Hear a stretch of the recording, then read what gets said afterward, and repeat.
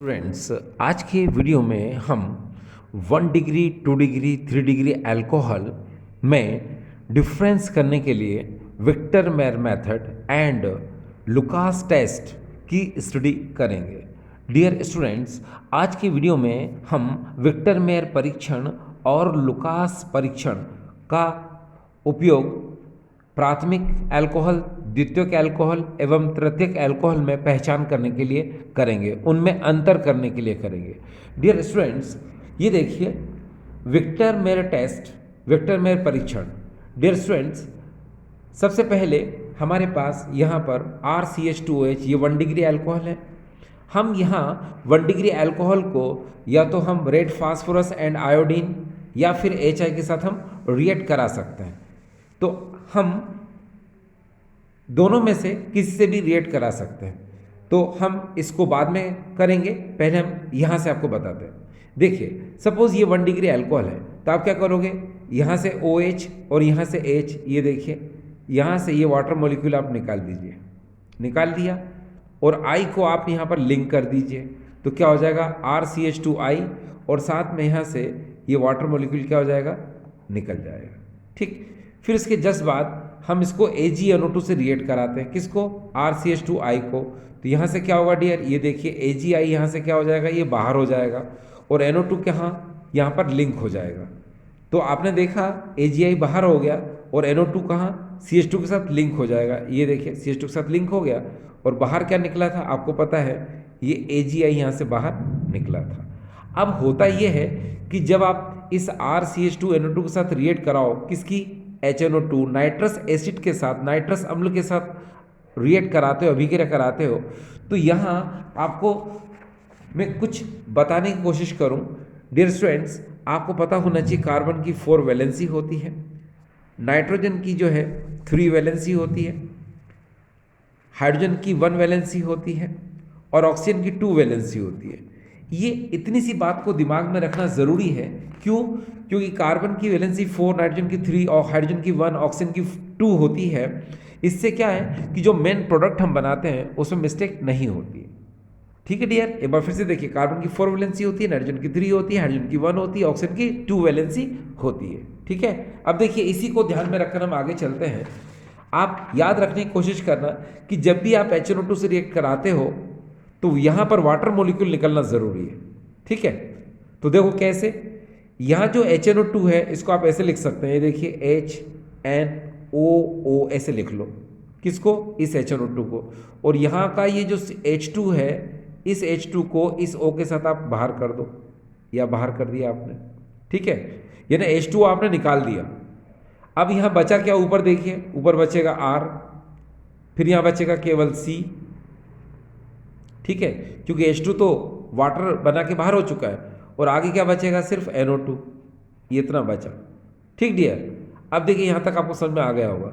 अब आप ये बात ध्यान रखिए कि यहाँ कार्बन की वैलेंसी कितनी होती है, 4 होती है। एक तो इधर से सेटिस्फाइड है, एक इधर से, अभी भी कितनी बच गई, 2। तो आप यहाँ पर डबल बॉन्ड लगा दो, अब इसकी कार्बन की वैलेंसी कितनी हो जाएगी, 4। अब देखिए यहाँ क्या बचा, H, N और O बचा। तो अब आप क्या करोगे, यहाँ पर N से इसको लिंक कर दो। तो देखो यहाँ पर N की 2 वैलेंसी पूरी हो गई, एक अभी भी बाकी है, तो एक आप यहाँ पर बॉन्ड लगा दो, लगा दिया। अब यहाँ क्या बचा, OH, तो इस OH को आप इस तरह से लिंक कर दो। ठीक है, ये देखिए ये मेन प्रोडक्ट बनकर तैयार हो गया, और साथ में जो वाटर निकला था आपने इधर निकाल दिया। अब इस कंपाउंड को जो हम बोलते हैं, इसका नाम है नाइट्रोलिक एसिड।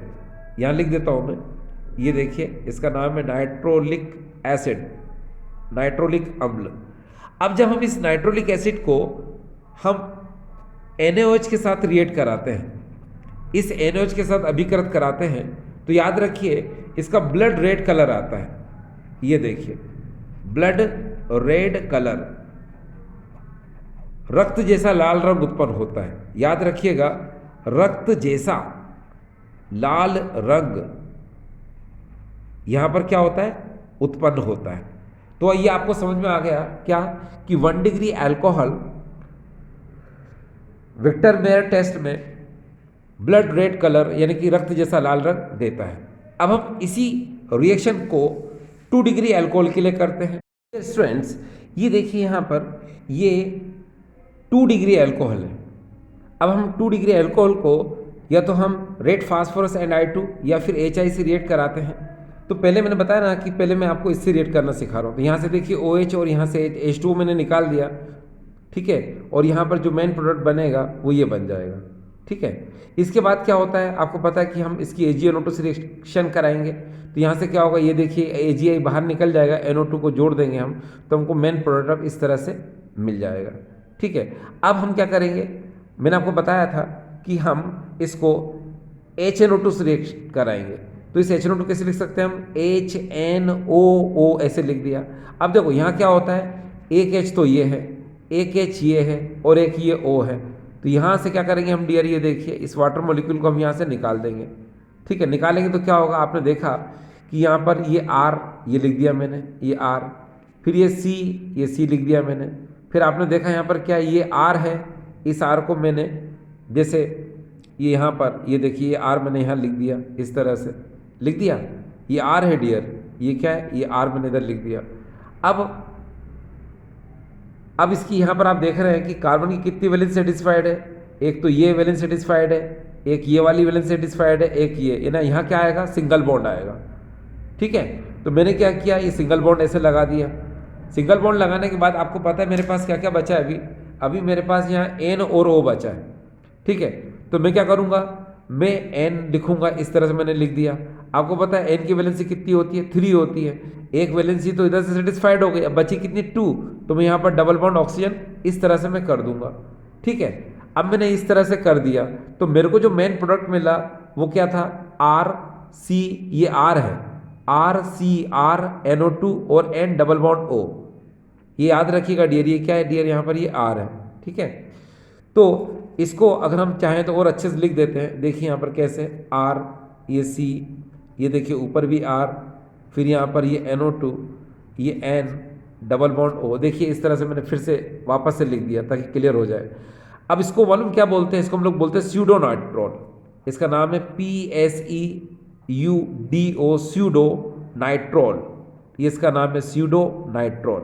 ये देखिए ये स्यूडो नाइट्रोल है। अभी जो स्यूडो नाइट्रोल है मैंने बताया था ये नाइट्रोलिक अम्ल है, ये क्या होता है डियर, यहाँ पर ये नाइट्रोलिक अम्ल है, ध्यान दीजिएगा, है ना।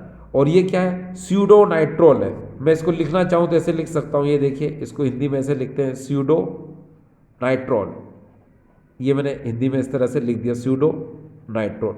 अब जो स्यूडो नाइट्रोल है इसको अगर मैं NaOH से रिएक्ट कराता हूँ, ये देखिए मैं NaOH से रिएक्ट कराता हूँ, तो इसके साथ यानी स्यूडो नाइट्रोल NaOH के साथ ब्लू कलर प्रोड्यूस करता है। ये ब्लू कलर यानी कि नीला रंग क्या करता है, उत्पन्न करता है। ये देखिए ये नीला रंग उत्पन्न करेगा। तो ये 2 डिग्री अल्कोहल हो गया। अभी हमने देखा कि 1 डिग्री अल्कोहल में जो नाइट्रोलिक एसिड बना था वो NaOH के साथ ब्लड रेड कलर देता है, रक्त जैसा लाल रंग देता है। लेकिन 2 डिग्री अल्कोहल में जो स्यूडो नाइट्रोल बनता है ये NaOH के साथ ब्लू कलर यानी नीला रंग देता है। अब हमको बात करना है किसकी, 3 डिग्री अल्कोहल की।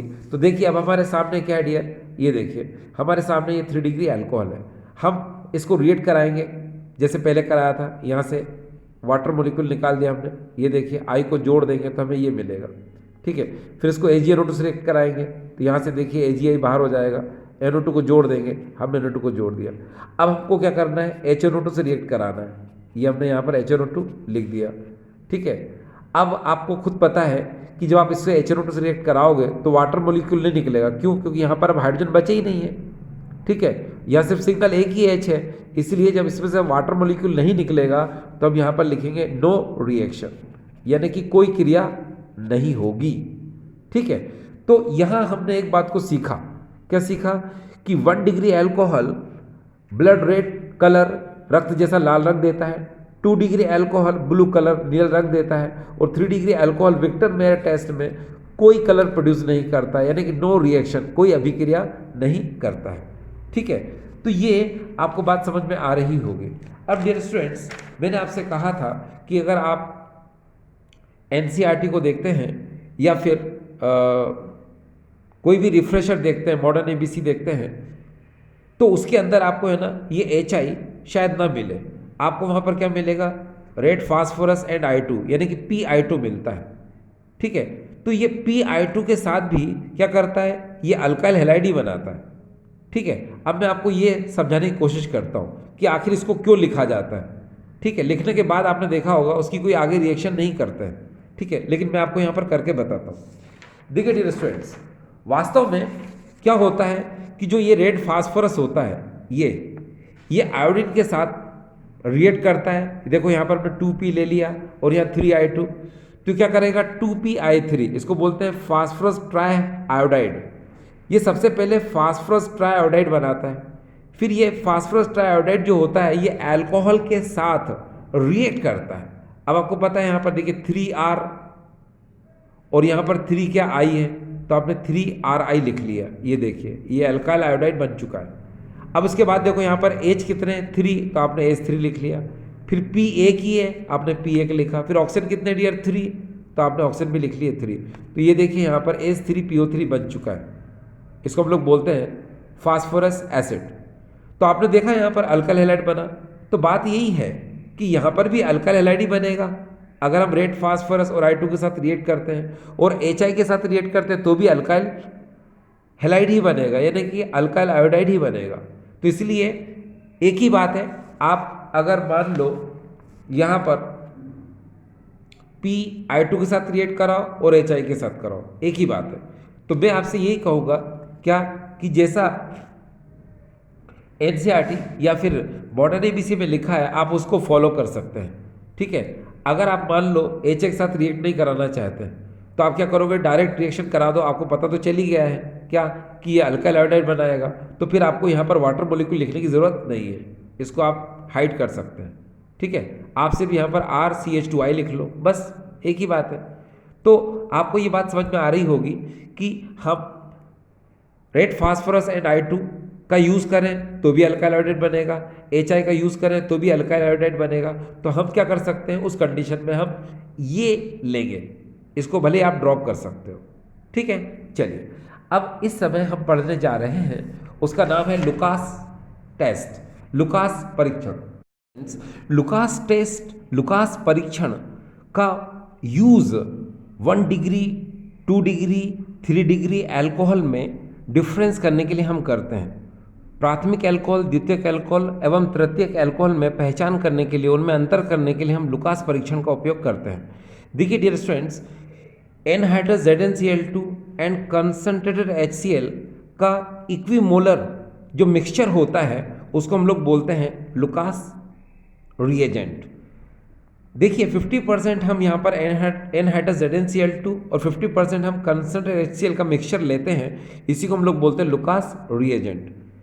डियर स्टूडेंट्स, 50% निर्जल ZnCl2 और 50% सांद्र HCl के मिश्रण को हम लोग बोलते हैं लुकास अभिकर्मक। अब देखिए लुकास अभिकर्मक का यूज़ मैंने बताया आपको कि हम प्राथमिक, द्वितीयक एवं तृतीयक अल्कोहल में पहचान करने के लिए करते हैं। तो उससे पहले देखिए, मान लो सपोज ये अल्कोहल है और आपने क्या किया यहाँ पर concentrated HCl and anhydrous ZnCl2 लिया, यही तो है लुकास रिएजेंट। तो होता ही है कि यहाँ से H और OH ये वाटर मॉलिक्यूल बना लेगा और यहाँ पर RCl जिसको हम लोग बोलते हैं अल्काइल क्लोराइड, अल्काइल हैलाइड भी बोल सकते हो, अल्काइल क्लोराइड ये बनाता है। अभी जो अल्काइल क्लोराइड होता है ये वाटर में क्या होता है, अनसोल्यूबल होता है। ये अल्काइल क्लोराइड जल में क्या होता है, अविलय होता है। ठीक है, इसीलिए क्या करता है, ये प्रेसिपिटेट यानी अवक्षेप का निर्माण कर लेता है। ठीक है, अब देखिए यहाँ पर हमने क्या किया, हमने यहाँ पर तीनों अल्कोहल ले लिए। सबसे पहले लिया मैंने 3 डिग्री अल्कोहल, फिर ये 2 डिग्री अल्कोहल और ये 1 डिग्री अल्कोहल। देखिए RCH2H ये 1 डिग्री अल्कोहल है, RCHROH ये 2 डिग्री अल्कोहल है, और यहाँ पर देखिए RCRROH इसको बोलेंगे हम 3 डिग्री अल्कोहल। तो हम क्या करेंगे कि इन तीनों में जब एक साथ हम लुकास रिएजेंट, लुकास अभिकर्मक को मिलाएंगे तो हम देखेंगे कि जो 3 डिग्री अल्कोहल है वो इमीडिएटली यानी कि तत्काल क्या करेगा, प्रेसिपिटेट बना लेगा, यानी कि टर्बिडिटी उसमें आपको दिखाई देगी, यानी धुंधलापन आपको उसमें दिखाई देगा। ठीक है, तो हम समझ जाएंगे ये 3 डिग्री अल्कोहल है। लेकिन 2 डिग्री अल्कोहल में क्या होता है कि आफ्टर 5 मिनट यानी कि विद इन 5 मिनट भी कह सकते हैं कि 5 मिनट के अंदर अंदर ये क्या करेगा, हमको इसमें टर्बिडिटी यानी धुंधलापन दिखाई देगा, यानी वाइट प्रेसिपिटेट हमको दिखाई देंगे।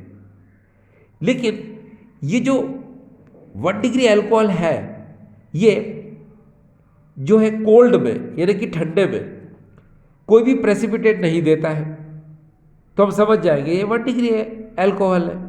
लेकिन हाँ, अगर इसको गर्म कर दिया जाए, इसको अगर हम हीट कर दें तो ये फिर प्रेसिपिटेट दे सकता है, ठीक है। लेकिन अब जब हम सबको नॉर्मल टेम्परेचर पर लेंगे, इसको भी इसको भी इसको भी, तभी तो हम डिफरेंस कर पाएंगे।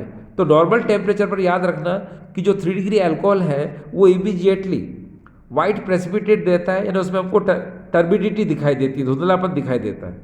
लेकिन 2 डिग्री अल्कोहल में हमको 5 मिनट के अंदर अंदर हमको टर्बिडिटी यानी धुंधलापन दिखाई देता है, ठीक है। लेकिन 1 डिग्री अल्कोहल में क्या होता है, ऐसा हमें बिल्कुल कुछ भी दिखाई नहीं देता है ना, उसमें कोई भी टर्बिडिटी हमें नज़र नहीं आती है, कोई भी उसमें प्रेसिपिटेट दिखाई नहीं देता, और न ही कोई वाइट फ्यूम्स जो है वो प्रोड्यूस करता है, ठीक है। याद रखना कोल्ड में यानी नॉर्मल टेम्परेचर पर। तो इस तरह से आपने देखा कि 1 डिग्री 2 डिग्री 3 डिग्री अल्कोहल में डिफरेंस करने के लिए हम लुकास रिएजेंट का यूज़ करते हैं, ठीक है। Thank you.